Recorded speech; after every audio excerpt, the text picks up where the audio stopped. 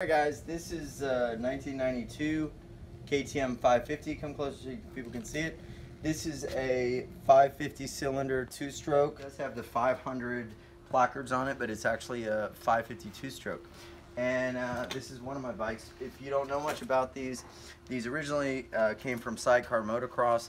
KTM, really big with sidecar motocross, where you actually have two people on a bike. And what they did was they took a sidecar cylinder and they stuck it on one of their cross-country bikes, and the 540 550 was born. So this particular bike is fashioned after a 1992 550 with the splatter mud mint graphics and the red frames, the blood red frames.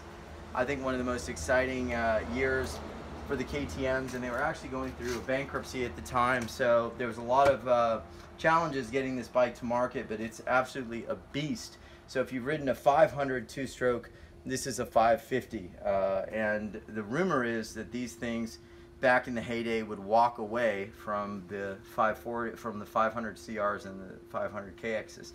So I don't know if that's true, but it is a monster, very broad linear power band, very much like a four-stroke.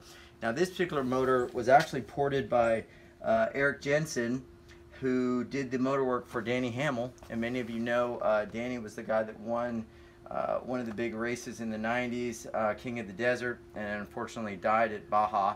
And this particular porting made the motor even faster and hit harder.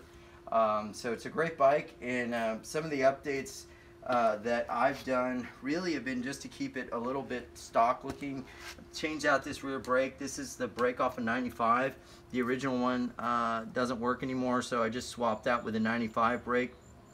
And it's also got something over here that's pretty cool. You won't see it, but there's actually a roost boost ignition curve booster on this side that actually will apparently, like, you know, make the power curve a little bit better.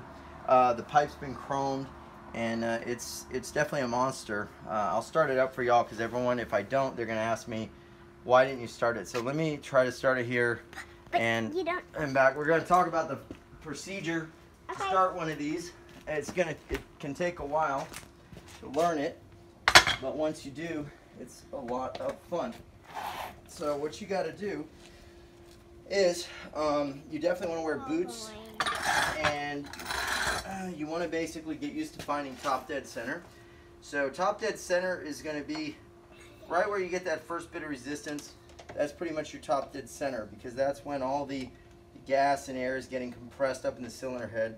So that's when you hit that first spot. You want to go just past that, and that little bitty push past it is letting out most of that compression, and then you can start it up. So you're going to see how this works. Now the bike is warm, so it's going to be a little bit easier. Going past top dead center, I'm coming back up, and then I'm just going to come straight down.